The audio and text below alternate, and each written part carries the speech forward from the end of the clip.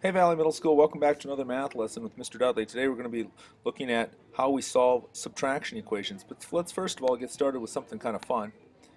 Here are the questions. What denominations of U.S. currency are in circulation today? Translation? What are the denominations? What kind of bills do we use? $1 bills, $5 bills, those are the easy ones. But what are the other ones that we're currently using? All right, we'll get back to that shortly. Let's start, get to the old target.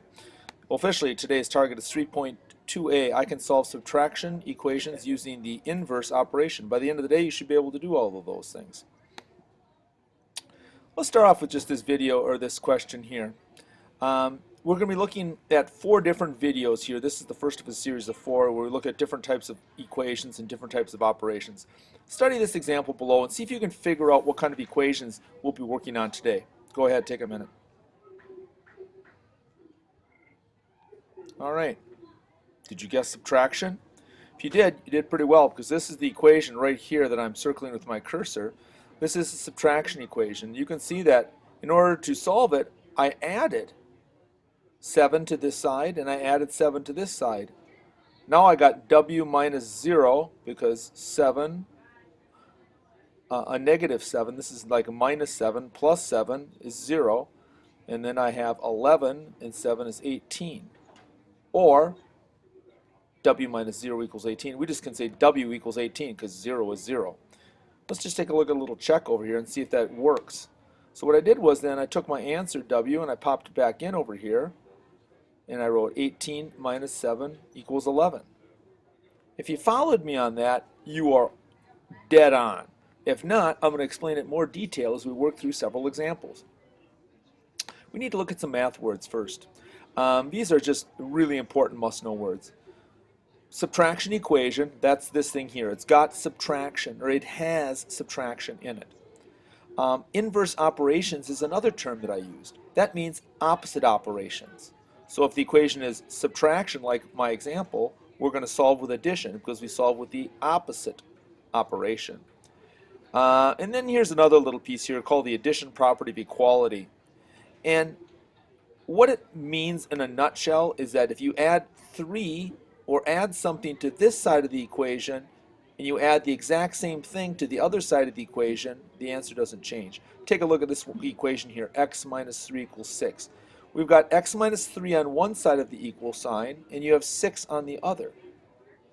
The addition property of equality says that if you add 3 to this side and add 3 to this side, it doesn't change anything. But look what does happen. You're able to isolate the variable, which means you get the variable all by itself because now you got a minus 3 and a plus 3. A minus 3 and a plus 3, they wash. They're 0. And so you get x equals 9. And you can take that 9 and pop it back in and see if it makes sense. 9 minus 3 equals 6. So I use the opposite or the inverse operation to solve that subtraction equation. Now it's time for you to try a few, and I'll take you through them. Up top here, I've got all of these different things down. That if your equation is written as subtraction, you solve with addition. That's what we're going to be looking at today. So I'm going to move my arrow up. All right, here's this equation: n minus 6 equals 24. Why don't you see if you can solve it by yourself? I'm back. Well, it is a subtraction equation, so you solve with addition. Notice how I added 6 to both sides, so I've got minus 6 and a plus 6, which gives me that 0 again. Then I add 6 and 24, so I get n minus 0 is 30, and of course we don't even need to worry about that 0, so we can just write n equals 30. And I always check my equation, so I popped it in down here at the bottom. I go back and put the 30 in the place of the n. 30 minus 6 is 24. Ta-da! Nice work. All right, see if you can do this one all by yourself, and then we'll be back to check it. A minus 15 equals 2. Subtraction equation. So we're going to solve with addition. Go ahead. I'm back. Well, I added 15 to both sides. Did you? I ended up with A equals 17. Did you remember to check it? I hope so.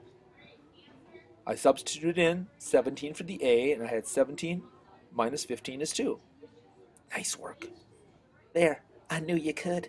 That's a Mr. Rogers line said in a George Bush voice, in case you're wondering. All right, try this one all by yourself. Once again, it is a subtraction equation, so we will solve with, what? You in the back, I didn't hear it. Oh, addition, that's right. Go ahead. All righty, let's see how you did. I added 42 to both sides because subtraction equation we solve with, go ahead and say it. There, I knew you could. Addition. So I added 42 to both sides and ended up with b equals 120. And then I went in and checked it. 120 minus 42 equals 78. Again, on the check, if b equals 120, then you have to be able to take b, the value that you've got, and put it in place of b. 120 minus 42. That's what I did down here. All right, let's do the ticket for the show and find the answer to that question. Solve these two questions using the inverse operation. So you have two subtraction equations. Solve those with the inverse operation, which is, I'm not going to tell you this time. And bring those tomorrow to class. That'll be your ticket to the show. All right, let's get to the just for fun. Whoa! There we go. What denominations of currency are in circulation today? Well, you knew a couple of them, I'm sure. These are what we have. We have the $1 bill, the $2 bill, the $5 bill, the $10, the $20 bill, the $50, and the $100 bill. Total of 7 of them. You don't see the $2 bill very much. Did you remember that one? All right. And then we used to have other bills that were in circulation. I thought that'd be kind of fun. We used to have a $500 bill, and it had McKinley as the president on it. And so even though you might, if you're lucky, see one of these, they're not producing them and they're not being distributed or in circulation. We also had the $1,000 bill at one point in time.